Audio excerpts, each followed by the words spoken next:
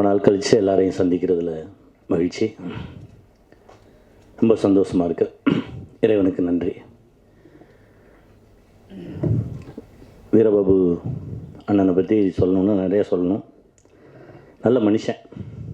அதான் திடீர்னு ஒரு நாள் சுப்பிரமணிய சிவா எனக்கு ஃபோன் பண்ணார். அண்ணா இந்த மாதிரி வீரபாபு சார் வந்து ஒரு படம் பண்ண போகிறாரு. அண்ணா படம் மட்டும் பண்ண வேணான்னு சொல்லுங்கண்ணே, அவருக்கு நிறைய வேலை இருக்குது. இந்த பக்கம் வந்தார்னா அந்த பக்கம் கான்சன்ட்ரேட் பண்ண முடியாது.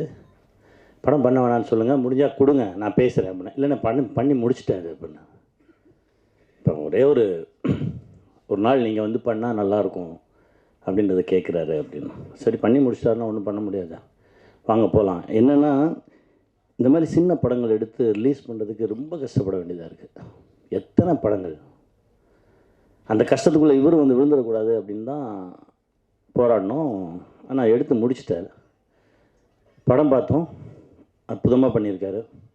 என்கிட்ட அந்த ஷூட் டைமில் இந்த படத்தோட கதையை சொன்னார். எனக்கு ரொம்ப ரொம்ப நெகிழ்ந்துட்டேன். அதாவது தாயும் தகப்பனும் வேலைக்கு போகிறாங்க, ஒரு குழந்தைய வீட்டில் விட்டுட்டு போகிறாங்க. அந்த குழந்தைய பார்த்துக்கிறதுக்கு ஒரு அம்மா.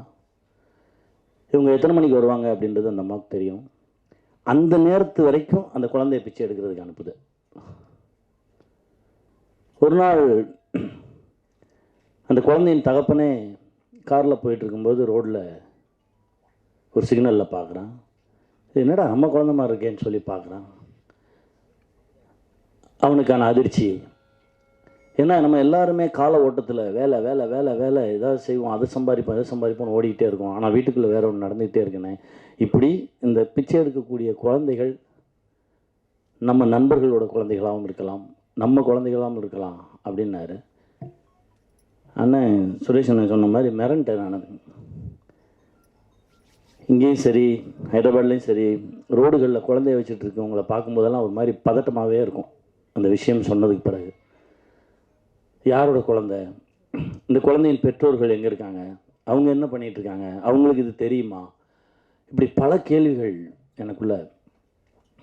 ஒரு நல்ல விஷயத்தை இந்த சமூகத்துக்கு சொல்லணும்னு ஆசைப்பட்டு அவரே நடித்து அவரே இயக்கி அந்த முதல் படம் எடுக்க வரும்போது பல திருகல் வேலைகள்லாம் நடக்கும்ல. இதெல்லாம் தாண்டி மனுஷன் போராடி அவர் காசை கொஞ்சம் போட்டு, அவர் சம்பாதிச்ச காசை போட்டு, அப்புறம் வட்டிக்கு வாங்கி அதையும் போட்டு இப்போது வந்து ஒரு இசை வெளியீடு அப்படின்ற ஒரு இடத்துல வந்து நிற்கிது. அண்ணன் கவலைப்படாதீங்க, நீங்கள் பட்ட கஷ்டத்துக்கு எல்லாம் நல்லதே நடக்கும், இறைவன் உங்கள் கூட இருப்பார். வாழ்த்துக்கள். ஏன் சொல்கிறேன் அப்படின்னா, எனக்கு இந்த ஒரு தெலுங்கு படத்தில் வந்து சுரங்கத்து மண்ணை அடிச்சிட்டாங்க. சுரங்கத்து மண்ணை அடிச்சிட்டதுக்கப்புறம் ஏன்னா ஷர்ட் இல்லாமல் நிற்கணும், அடித்ததுக்கப்புறம் எனக்கு என்னென்னா அந்த மண்ணுக்கான ரியாக்ஷன் வந்து எந்த மருத்துவராலையுமே அதை கண்டுபிடிக்க முடியல. அந்த மண் என் மேலே அடித்ததுலேருந்து எனக்கு வந்து பயங்கர ஸ்கின் அலர்ஜி.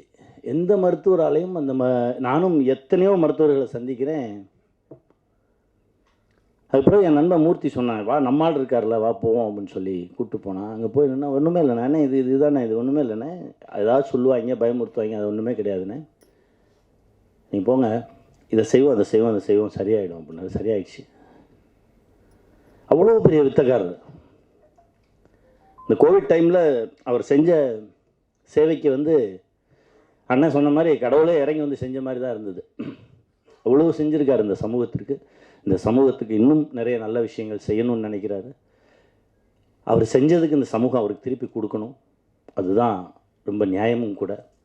கண்டிப்பாக நல்லதே நடக்கும். நான் இறைவன்ட்ட வேண்டிக்கிறேன். நன்றி, வணக்கம்.